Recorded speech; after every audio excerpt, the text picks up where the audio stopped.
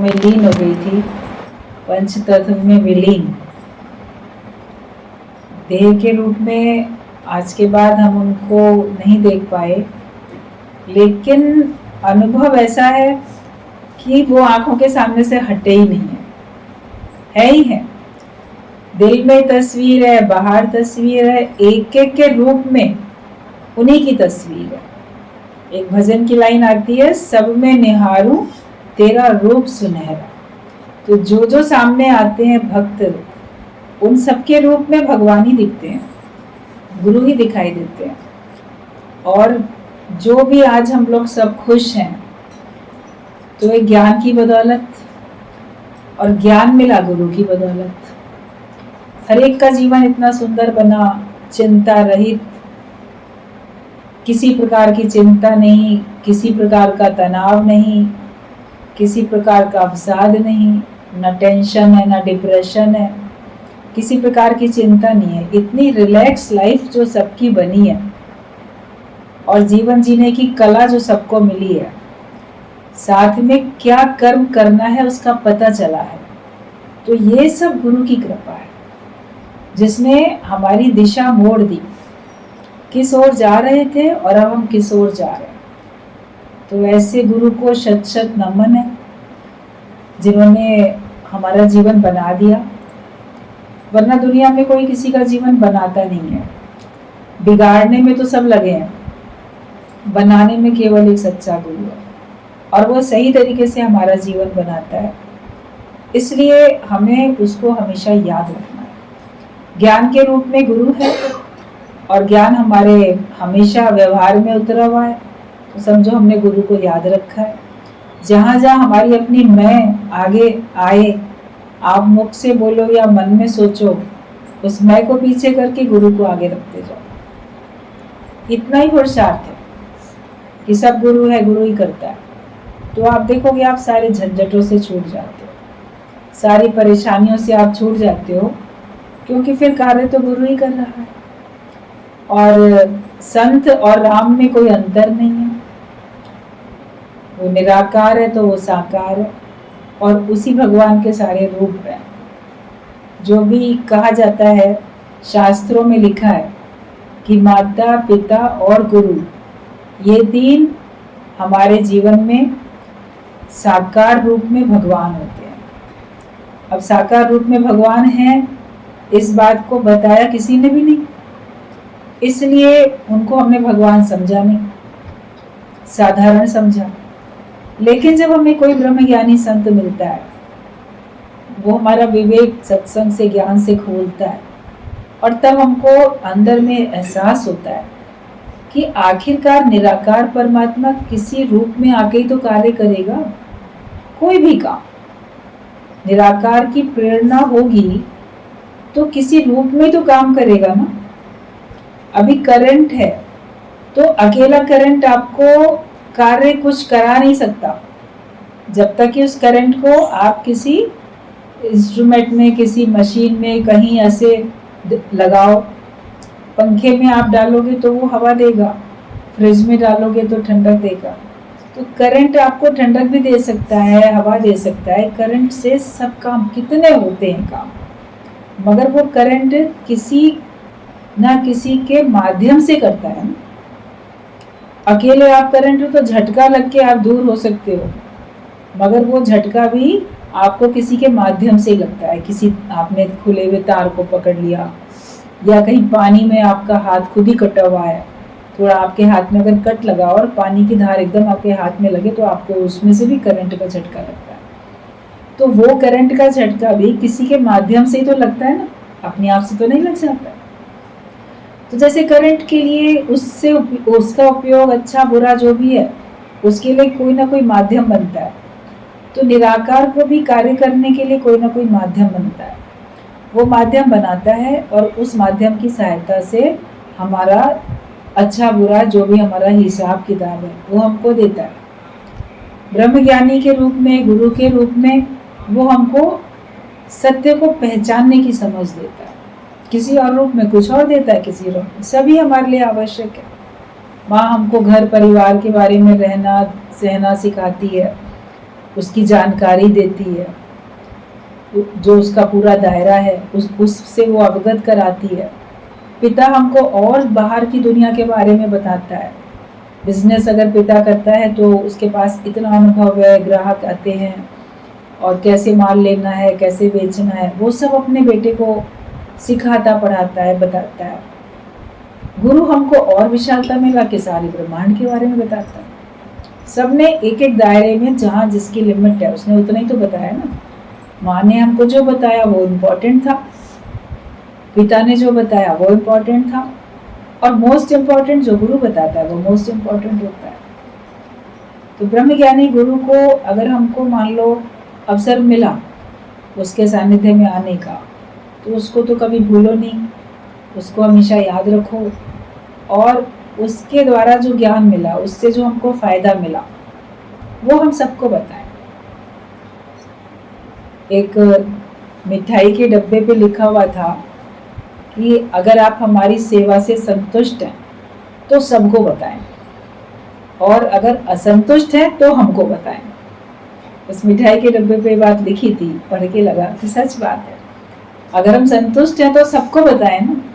तो ब्रह्म ज्ञान में आके अगर हम संतुष्ट हैं ब्रह्म ज्ञान से, गुरु से, तो हम सबको बताएं। लेकिन अगर हम असंतुष्ट हैं तो हमें सिर्फ गुरु को ही बताना चाहिए ना। मनुष्य क्या करता है, असंतुष्ट जब होता है तो सारी दुनिया में ढिंढोरा पीटता है।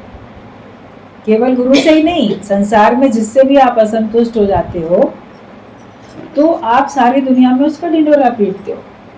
मेरा ये संबंधी ऐसा, मेरा मित्र ऐसा, मेरा पड़ोसी ऐसा, मेरा नौकर ऐसा, मेरी माँ, मेरा पिता, भाई बहन, सास ससुर, बेटा, भी जितने रिश्ते नाते हैं उनमें से जिससे भी आप असंतुष्ट हो, तो सोच के देखो क्या आप जिस व्यक्ति से असंतुष्ट थे उसके बारे में क्या आपने केवल उसी व्यक्ति को ही बताया?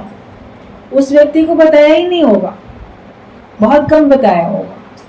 लेकिन उस व्यक्ति के अतिरिक्त कितने लोगों को आपने शिकायत की हो, अनेक लोगों से आपने उसकी शिकायत की हो। इसलिए ये समझ जाओ, ये सीख जाओ कि जिस व्यक्ति से हम असंतुष्ट हैं, उसकी जो बात हमें सही नहीं लगी, हम उसी को कहें, उसी से डायरेक्ट हम बात करें, तो आपका उस समस्या का समाधान भी होगा, आपको पता भी चलेगा। वो भी अपनी बात रखेगा, बताएगा ये मैंने इसलिए किया, मेरी इंटेंशन ऐसी थी, ऐसी नहीं थी। जो भी गलतफहमी अगर बीच में है तो, या मान लो गलतफहमी नहीं है, वो स्ट्रेट अवे बोलेगा आपको, तो आपको समझ में आएगा ना कि हमको इससे नाता रखना है कि नहीं नाता रखना है। लेकिन बात तो हम उसी से करेंगे तभी तो हल मिलेगा। हम सब जगह बात करते हैं, उससे बात नहीं करते हैं। गुरुजी बोलते थे हमारी भी किसी बात से अगर तुमको समझ नहीं आया, परेशानी है या अच्छा नहीं लग रहा है तो हम ही से पूछो, तो हम तुमको जितना क्लियर बताएंगे अपनी बात, कोई दूसरा थोड़ी बता देगा हमारी बात कि इन्होंने ऐसा क्यों बोला या क्यों किया। तो हमें तो सीधे सीधे गुरु से ही बात करनी चाहिए, या संसार में जिससे भी हम असंतुष्ट होते हैं हमको उसी से बात करनी चाहिए। जब हम उससे बात करेंगे तो फिर हमारा जीवन सुंदर बनेगा, हमारे अंदर की समस्या का समाधान होगा। गुरु ने हमको ब्रह्म ज्ञान देके हमारे ऊपर सबसे अधिक उपकार किया है, इसलिए उस बनाने वाले को तो कभी हमें भूलना ही नहीं है, उसको हमें हमेशा याद रखना है। और आप देखोगे वो याद रहता ही रहता है हर दिन। ऐसा नहीं है कि जिस दिन कोई जन्मदिन होगा या पुण्यतिथि होगी या कोई विशेष अवसर होगा हम तभी उसको याद करेंगे, मगर आप देखते हो जैसे उसकी याद तो बसी हुई है अंदर में। ज्ञान हमको हर समय याद है तो समझो गुरु भी याद है, चर्चा तो उनकी रोज ही होती है। लेकिन जो विशेष दिन होता है उस दिन में उनकी महिमा गाने का, उनको नमन करने का, और उनके साथ बिताए हुए जो भी हमारे पल थे, क्षण थे, उसमें कुछ हमको जो अनुभव हुआ वो हम शेयर करते हैं सबके साथ। सभी लोग जानते हैं, सब समझते हैं इस तरह से। कितने लोग नए हैं जिन्होंने उनको शरीर रूप में नहीं देखा है, तो जब वो उनके बारे में सुनते हैं तो उनको पता चलता है उनके बारे में। और आपने भी जितना समझा होगा आप अपना उतना बताते हो, दूसरे को भी अनुभव मिलता है। तो इसलिए कुछ दिन विशेष ऐसे होते हैं जो विशेष रूप से उनको याद करने के दिन होते हैं। इसलिए इस दिन को कई बार आपने देखा पढ़ा होगा, स्मृति दिवस भी बोलते हैं कि हम उनकी याद में हैं। आज याद में है तो आबाद है, भूल गए तो बर्बाद। तो ज्ञान अगर आप नहीं भूलोगे तो समझो आपने गुरु को नहीं भूला, वरना तो हम उनको भूलते रहते हैं और वो भूल सकते नहीं। गुरु जी बड़े दावे के साथ बोलते थे, हमको तुम भुला के दिखाओ। तुम बाहर से तस्वीर मांगते हो, वो तस्वीर ले जाओगे, लगा लोगे, रख लोगे, कभी तुम्हारे घर वाले पसंद नहीं करेंगे, तुमको छुपा के रखनी पड़ेगी। तो तस्वीर को तो आप इधर उधर कर सकते हो, लेकिन जो हृदय में तस्वीर बची है, ऐसे बस गई, रच बस गई, उसको आप निकाल के दिखाओ। गुरु को आप भूल सकते ही नहीं। जैसे आप अपने स्वयं को नहीं भूल सकते, ऐसे आप उसको भी नहीं भूल सकते, क्योंकि वो अच्छाइयों के रूप में, ज्ञान के रूप में हमारे साथ सदा होता है, शिक्षाओं के रूप में सदा होता है। जैसे आप अपने माता पिता को कभी भूल नहीं सकते, भले आप उनको रोज याद नहीं करोगे नाम रूप से, लेकिन आप अंदर देखोगे कि उनकी तो याद बनी ही हुई है। उनके द्वारा जो सीखा, उनके द्वारा जो शिक्षा मिली, उनके साथ जो आपने समय बिताया, आपको याद रहता ही रहता है और समय समय पे आप उसका वर्णन करते भी। जिससे माता पिता को आप नहीं भूल सकते तो गुरु को भी नहीं भूल सकते, भगवान को नहीं भूल सकते। आपको हर मौके पे निराकार भगवान की याद आती है, अपने इष्ट की याद आती है। तो वो साकार में माता पिता और गुरु हैं, इसलिए हमें उनकी महानता को महसूस करना चाहिए। कई ऐसे हैं जिनके माता पिता अभी देह रूप में हैं, गुरु भी देह रूप में हैं, तो हमें उनसे से अधिक लाभ लेना है और हमको उनका अधिक से अधिक सेवा और मान सम्मान करना है। उनके द्वारा दी गई बातों को, शिक्षाओं को धीरज के साथ सुनना है, समझना है और उसको फॉलो करना है। और अगर आपके माता पिता शरीर रूप में आपके सामने नहीं है, आपके गुरु शरीर रूप में मान लो आपके सामने नहीं है, तो उनके द्वारा दी गई जो भी शिक्षाएं थी उनको आज याद करके उसके हिसाब से आपको अपना जीवन बनाना है। उनको आज भी आपको नमन करना है, क्योंकि वो हमेशा रहते हैं हमारे साथ। ये तीन जीवित, जागृत, साकार भगवान के रूप माने जाते हैं। बाकी जितने भी संसार में लोग हैं वो सब भगवान का ही तो रूप माने जाते हैं। कहते हरि के हाथ 1000 हैं, तो 1000 हाथों में वो कैसे है? जितने भी लोग काम कर रहे हैं आपके जीवन में, तो वो सब भगवान का ही तो रूप है। भगवान माता पिता, भाई बहन, पति पत्नी, बेटा बेटी, संबंधी, अजनबी, सब रूपों में भगवान ही है। और वो जितने भी रूप आपके लिए कार्य करते हैं वो किसी ना किसी के माता पिता गुरु हैं, तुम्हारे नहीं है, किसी और के तो हैं। तो जितने भी हम साकार रूप में मनुष्यों को देखते हैं, देखा जाए तो सारा ही संसार, भगवान ने बोला जड़ चेतन सब मैं ही बनाऊं, मगर हमको देखने की नजर ब्रह्मज्ञानी गुरु से मिली। अब हम समझ पाए कि कण कण में राम बसता है, कण कण में भगवान है। तो समझ गए तो देखना भी शुरू करें, देखेंगे तो हम राममय हो जाएंगे, हम भगवान का रूप बन जाएंगे। और यही ज्ञान का उद्देश्य है। देह को भुला के आत्मा में आइए, अपने देह की हस्ती को मिटाओ तो आत्ममस्ती में तुम आ जाओगे। यही उद्देश्य है। बिछड़ गए थे, उनसे योग लगा के उनका रूप बन के उनमें समा जाना, यही हमारा सबका उद्देश्य होता है। और इसी उद्देश्य को पूरा करने के लिए रोज का ज्ञान है। गीता भगवान का पत्र है, थोड़ा सा बाकी है, इसको पूरा सुन लें सब लोग। उसके बाद आप लोग अपने अपने अनुभव जो भी होंगे सब शेयर करेंगे। कल तक बात चल रही थी कि त्याग क्या करना पड़ेगा। अपना कुछ भी नहीं है, इसलिए त्याग कौन सा करेगा। अपनी एक सुई भी नहीं है, फिर क्या छोड़ें और क्या पकड़ें। ज्ञान हम कैच कर सकते हैं पर सिखा नहीं सकते। गुरु हमें ज्ञान दे रहा है, हम उसको कैच करके ले सकते हैं। हम चाहेंगे तो हम ज्ञानवान बनेंगे, हम नहीं चाहेंगे तो हम ज्ञानवान नहीं बनेंगे। आप सत्संग में सामने बैठकर भी आप ज्ञानवान नहीं बन सकते अगर आप नहीं चाहोगे, लेकिन आप चाहोगे तो आप ज्ञानवान जरूर बनेंगे। जैसे किसी ने कोई चीज फेंकी, आपने कैच कर ली, गुरु के मुख से ज्ञान के वचन निकले, आपने श्रद्धा विश्वास के हाथों से उसको कैच कर लिया और उसको अपने जीवन में उतार लिया। कोई चीज मिली आपको, आपने उसको ग्रहण कर लिया। प्रसाद आपको मिलता है, आप ले लेते हो। मंदिर में जाते हो, पुजारी आपको छोटी सी, उसके पास लोटा, कुछ छोटा सा बर्तन होता है, उसमें जल रहता है, तुलसी का पत्ता भी पड़ा रहता है, हो सकता है गंगा जल डाल के रखते हैं उसमें। तो वो कितने छोटी सी चम्मच से आपको हाथों में दे देता है पानी, और उसको आप कितने श्रद्धा भाव से पी लेते हो, ग्रहण कर लेते हो उसको।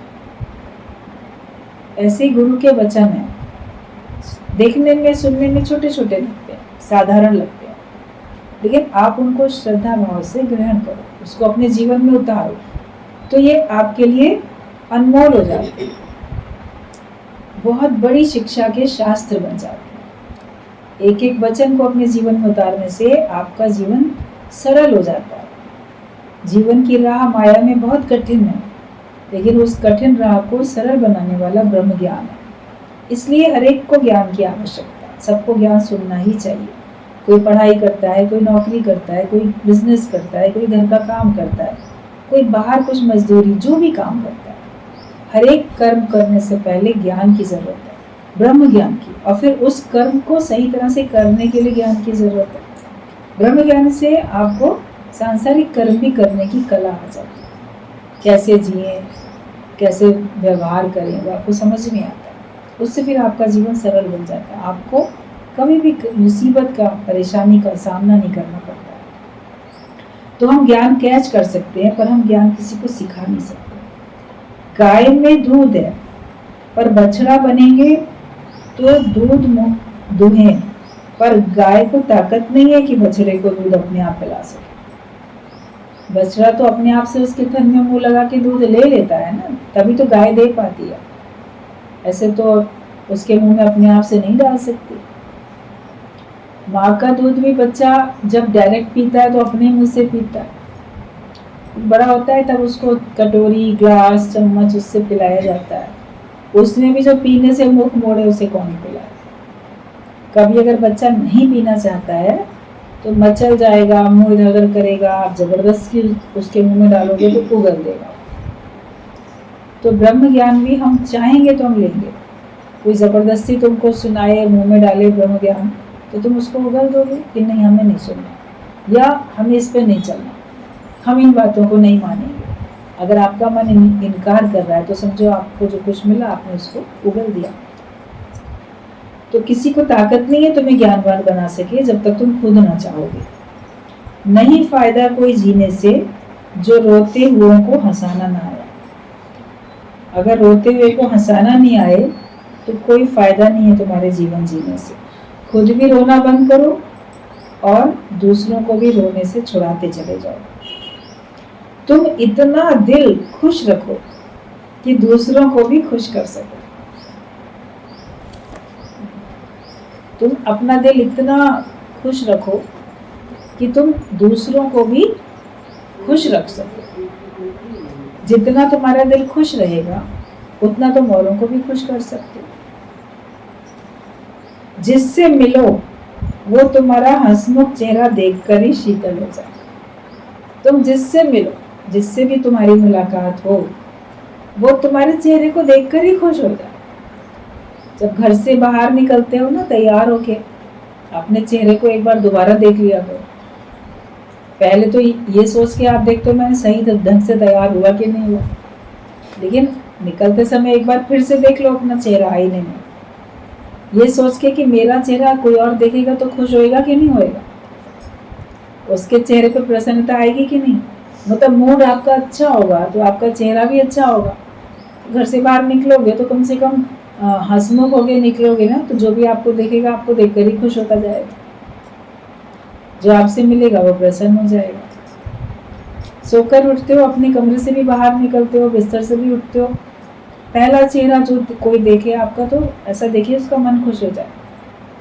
देखो कई बार लोग कहते हैं जब उनको दिन भर बड़ी परेशानी होती है, नुकसान होता है, तकलीफ होती है, उलझन होती है, तो उनके मुंह से निकलता है आज पता नहीं किसका मुंह देखा था जो दिन इतना बुरा जा रहा है मेरा। कहते हैं ना कि आज पता नहीं किसका चेहरा देखा था, मतलब किसी मूड ऑफ वाले का चेहरा देखा होगा, किसी ऐसे रोते हुए का चेहरा देखा होगा, तो हमारा जीवन दिन भी सारा मूड ऑफ में और रोते में चला गया कि आज न जाने मैंने किसका मुंह देखा है। तो आप अपना चेहरा ऐसा बनाओ कि लोग याद करें आज ना मैंने देखो रानी का चेहरा देखा है, उसके बाद से मेरा मन बड़ा खुश है। अगर आपको गुरु दिख जाता है कभी, उससे मुलाकात हो जाती है, तो फिर आपका दिन अच्छा बन जाता है ना, आपका दिल खुश हो जाता है, आप इसको ध्यान में रखते हो, इसको याद रखते हो। तो अपना चेहरा ऐसा बनाओ कि तुमको देख के सब खुश हो जाए। रविंद्रनाथ टैगोर ने महात्मा गांधी को ये बात बोली, बोले तुम तो अहिंसा के पुजारी हो, मैं तुमसे ज़्यादा बड़ा अहिंसक हूँ, अहिंसा का पुजारी मैं हूँ। बोले कैसे? बोले मैं जब घर से बाहर निकलता हूँ तो तैयार होने में जो टाइम लग जा रहा है, जो तुम शिकायत कर रहे थे कि इतनी देर तुम तैयार होने में लगाते हो, तो मैं इसीलिए अच्छे से तैयार होकर निकलता हूँ कि मेरे को देख के लोग खुश हो जाएं।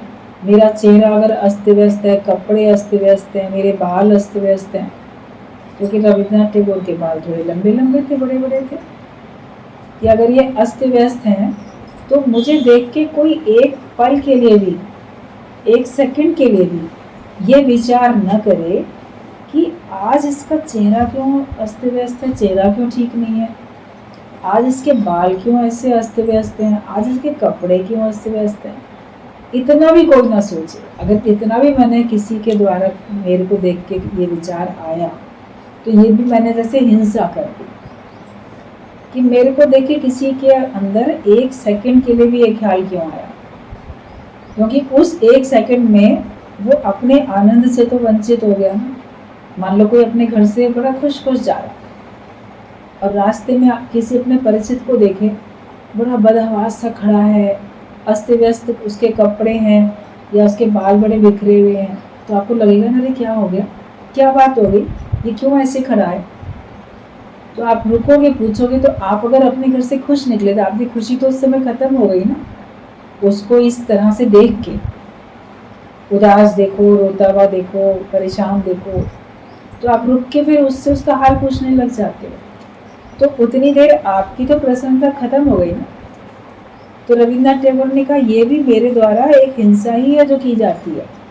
अगर मान लो मेरे को देख के कोई ऐसा विचार करता है और उसके प्रसन्न चित्ता में बाधा पड़ती है, भले एक पल के लिए पड़े, ये सावधानी हर एक को रखनी। तो कितनी बड़ी सावधानी है हर एक को रखने के लिए कि आप मुस्कुराता चेहरा रखें। मुस्कुराते चेहरे को देख के भाव सबके अच्छे बनते हैं, आपके भी भाव अच्छे बनते हैं। आप अपने चेहरे को मुस्कुराने के लिए मजबूर करो, जबरदस्ती। जब आप मुस्कुराओगे तो आपको लगेगा सारी सृष्टि मुस्कुरा रही है, सब जगह खुशियाँ बिखरी हुई और आपके अंदर की भी प्रसन्नता मेंटेन है, बनी हुई है, वरना अंदर की प्रसन्नता तो खत्म हो जाती है। तो तुम इतना दिल खुश रखो कि दूसरों को भी खुश कर सको, जिससे मिलो वो तुम्हारा हंसमुख चेहरा देखकर ही शीतल हो जाए। क्राइस्ट ने कहा है वो दुगना भाग्यशाली है जिसका धन चला जाता है, वो तिगुना भाग्यशाली है जिसकी स्त्री भाग जाती है। बोले आप तो आपका धन चला गया ना, तो आप बोलोगे हम बड़े अभागे हैं, मेरा धन चला गया, चोरी हो गई। तो क्राइस्ट ने बोला है कि वो दुगना भाग्यशाली है जिसका धन चला गया, वरना उसका मन धन में ही लगा रहता। अब कम से कम उस धन से मन हटा के ज्ञान के धन में तो मन लगाएगा। मुझे तुम्हारे घर का कोई संबंधी, कोई पत्नी मान लो चली गई तुमको छोड़ के, अब बोलोगे मैं तो बड़ा भागा हूँ, मेरी पत्नी मुझे तलाक दे के चली गई, और बहुत भाग्यशाली हूँ, बड़े झंझट से मैं छूट गया। वरना एक स्त्री के पास में बंधने से तुम पता नहीं कितने बंधन में चले आते। तो बड़े भाग्यशाली हैं। क्राइस्ट ने कहा अगर तुम्हारा बेटा मर जाए तो अपने को भाग्यशाली जानो कि तुम उसके मोह में अब नहीं फंसोगे, वरना उसके मोह में तुम आजीवन अटके रहते, अंतिम श्वास तक अटके। अंतिम श्वास में व्यक्ति बोलता है मेरे बेटे का मुंह दिखा दो मुझे, भगवान दिखा दो ये नहीं सोचता, भगवान को याद कर लूँ मेरा बेटा कहाँ है, उसको खबर की कि नहीं कि आ जाए, उसको देख लूँ, बात कर लूँ। तो अंत में भी उसको अपने संतान ही याद आती है, तो भगवान याद नहीं आते।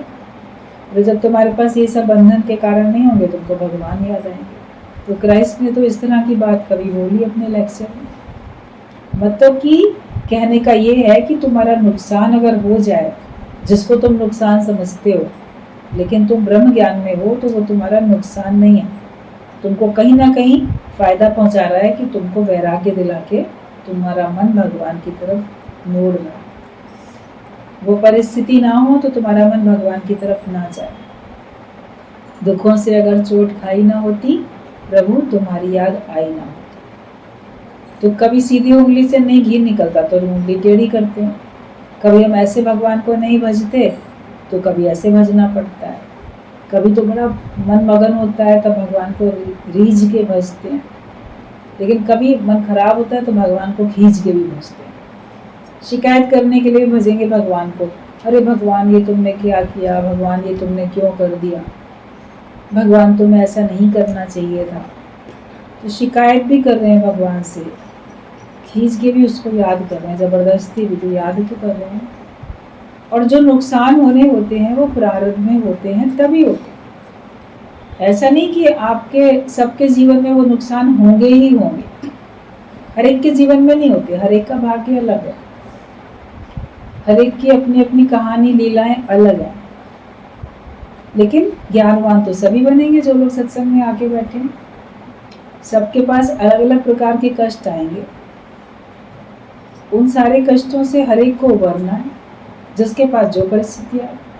किसी को अपमान मिलेगा, किसी को गरीबी मिलेगी, किसी को निंदा मिलेगी, यही होगा। दुख, गरीबी, निंदा ये सब मिलती रहती हैं। जीवन के मार्ग में चलो तो ये सौगातें आपको मिलती ही रहती हैं, लेकिन तेरी सौगात समझ के हम सर पे उठाए जाते हैं। भगवान जो कुछ तुम देते हो तुम्हारी ओर से गिफ्ट है, सौगात है, हम उसको सिर माथे पे उठाते हैं, मतलब उसको हम खुशी से स्वीकार कर लेते हैं। तो वो जिस तिगुना भाग्यशाली है वो जिसकी स्त्री भाग जाए। बेटा मरे तो घोड़ा इनाम में दे दो। ये एक दृष्टांत भी है कि एक ब्रह्म ज्ञानी था, उसका इकलौता बेटा था, उसके पास एक घोड़ा भी था। तो घोड़े पे चढ़ के वो जाता था इधर उधर,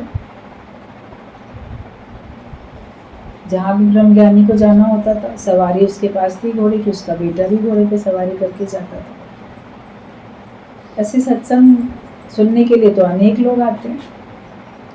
एक बार उस संत से किसी ने पूछ लिया कि संत जी अगर आपका बेटा मरेगा तो आप क्या करेंगे। जैसे होता है ना भाई, संत बता रहा है तुम्हारा स्त्री भाग जाए, तो अभी जैसे आप लोगों ने सुना क्राइस्ट की बात, तो जो सुना रहा होता है कभी उसके ऊपर भी लोग प्रश्न कर लेते हैं। तो संत से कहा कि अगर मान लो आपको ये खबर मिले कि आपके बेटे का देहांत हो गया तो आप क्या करेंगे। संत ने सुना, संत ने कहा जो व्यक्ति मुझे ये खबर सुनाएगा उसको मैं अपना घोड़ा इनाम में दे दूंगा। अब ये तो आंसर सुन के पूछने वाला बड़ा हैरान होगा, अरे कोई तुम्हारे बेटे की मृत्यु की खबर तुमको दे तो तुम उसको अपना घोड़ा इनाम में दे दोगे, ऐसा क्यों। तो उसने कहा कि मेरे पास इस समय केवल ये दो ही हैं जिनके लिए मुझे चिंतन चलता है, जिनकी संभाल करनी पड़ती है, जिनके लिए मुझे ध्यान रखना पड़ता है। तो मेरे भक्ति में यही दो तो एक अलग से समय मेरा लेते हैं, रुकावट है। तो अगर बेटा चला जाएगा दुनिया से तो मैं घोड़ा भी इनाम में दे दूंगा कि अब घोड़े की भी ज़रूरत नहीं है, फिर मैं घोड़े की इतनी संभाल क्यों करूं। मेरे पास खाली खाली समय होगा, बेटा भी चला गया, घोड़ा हम खुद ही दे देंगे। ताकि हम पूरा समय भगवान की भक्ति में लगा। मोह का कारण, बंधन का कारण अब कोई बचा ही नहीं। तब उसकी ऐसी बात सुन के लोगों को समझ में आया कि गुरु जो है, ब्रह्मज्ञानी जो है, जो संत है, वो अपने जीवन में उन बातों को अंदर से उतार के बैठा है, मतलब मेंटली वो प्रिपेयर है हर बात के लिए। दादा भगवान को एक बार किसी ने बोल दिया था, दादा भगवान को एक बार किसी ने कहा, दादा आपके 4 बेटे हैं, अगर आपको ये पता चले कि आपको चारों बेटों की मृत्यु हो गई तो आपको कैसा लगेगा? अब देखो, एक एक बेटी की तो वैसे अलग अलग ही होती है, तो तुम्हारे चारों ही बेटों की मृत्यु होगी, तुमको कैसा लगेगा? आप क्या सोचेंगे उस समय? ये बात दादा भगवान से किसी ने पूछी तो दादा भगवान ने कहा, मैं सोचूंगा ऐसा भी होता है। ये जवाब दिया। तो जो अंदर की स्थिति होती है वो निकलती है ना, कि ऐसा भी होता है। हो सकता है चारों बेटे एक ही कार में बैठ के जा रहे हों और एक्सीडेंट हो जाए तो कार में सवार चारों के चारों एक साथ चले गए। ऐसा होता है ना, कार में सवार जितने थे सबकी एक साथ मृत्यु हो गई। तो दादा भगवान ने बहुत स्थिरता से जवाब दिया था कि मैं सोचूंगा ऐसा भी होता है। जो अंदर का निश्चय होता है वो आपके मुख से निकलता है। अपने अंदर सोच के देखो कि आपको कोई कैसा समाचार देगा तो आपके अंदर से क्या जवाब निकलेगा। आप 24 घंटे ब्रह्माकार वृत्ति में रहोगे, ज्ञान को पक्का करोगे, तब तो ज्ञान का जवाब निकलेगा, वरना पता नहीं आपके मुंह से जाने क्या क्या निकले। रोज रोज कभी कोई सा पॉइंट, कभी कोई सा पॉइंट हमारे अंदर में जैसे अपना छाप छोड़ता है, क्लिक करता है। उसके ऊपर गहराई से विचार करना चाहिए और उस पर अपनी स्थिति बना लेनी चाहिए, क्योंकि वाकई दुनिया में तो कोई अपना है भी नहीं और कोई सदा रहने वाला भी नहीं है। तुम भी एक दिन संसार छोड़ के चले ही जाओगे। आए भी अकेले थे, जाओगे भी अकेले। ईश्वर ही हमारे लिए सच्चा साथी है, वही हमारा सब कुछ है। तो हम उसी के बन के रहें, उसी को अपना बना के रखें। हम क्यों किसी को भी अपना बना के चलते हैं? तो ये कहा कि बेटा मरे तो घोड़ा इनाम में दे दो। तुम्हारी कौन सी स्थिति है? तुम अपनी स्थिति बताओ। पति बेटा मिले तो खुशी होती है, कहते हो बहुत अच्छा, पर मरते समय नहीं कहते हो कि बहुत अच्छा, तो तुम सब बेईमान हो। गीता भगवान ने कहा तुमको मिलता है तो कहते हो बहुत बढ़िया, बहुत अच्छा, लेकिन अगर चला जाते हैं वो चीज़ तब तो बहुत अच्छा नहीं कहते, तब तुम बोलोगे बहुत बुरा हुआ, हाय बहुत बुरा हुआ। तो अगर ऐसा तुम कहते हो तो तुम सब बेईमान हो। ईमानदारी नहीं है। बेईमान व्यक्ति किसको कहते हैं? जो दूसरे का धन हड़प के बैठ जाता है, अधिकार ले लेता है, हिस्सा हड़प लेता है, कहते बड़ा बेईमान है, इसने तो हमारी चीज़ ले ली और वापस नहीं कर रहा है। इसको हमने अमानत रखने के लिए दी थी और इसने तो हड़प लिया उसको। ये कितना बेईमान व्यक्ति है। तो भगवान की चीज़ तुमने हड़प के रख ली, तुम भगवान को वापस नहीं देना चाहते और अपनी चीज़ भगवान ले लेता है तो तुम उसमें शिकायत करते हो, तो तुम भी तो किसी बेईमान से कम नहीं हो ना। गुरु बचाता है हमको इस बेईमानी से, हमको ईमान के साथ रहना सिखाता है, धर्म ईमान के साथ। अधर्मी नहीं बनने देता, वो हमको धर्म वाला, धर्मवान बनाता है। कैसे कैसे करके गुरु हमको हमारे स्वरूप में टिका रहा है, हमको बुराइयों से बचा रहा है, उसका एक एक ज्ञान, एक एक शब्द हमको बचा रहा है। तो पत्र में लास्ट में ये लिखा है कि तुमको पति बेटा मिले तो तुमको खुशी होती है, कहते हो बहुत अच्छा हुआ, पर मरते समय नहीं कहते हो कि बहुत अच्छा हुआ, तो तुम सब बेईमान हो। और अपने को सोच लेना, तुम लोग बेईमान हो तो तुम लोग ईमानदार हो, और अगर बेईमान हो तो आज से बेईमान होना करो खत्म, ईमानदार बनो, भगवान के किए में रजा में संतुष्ट रहना और राजी रहना सीख जाओ।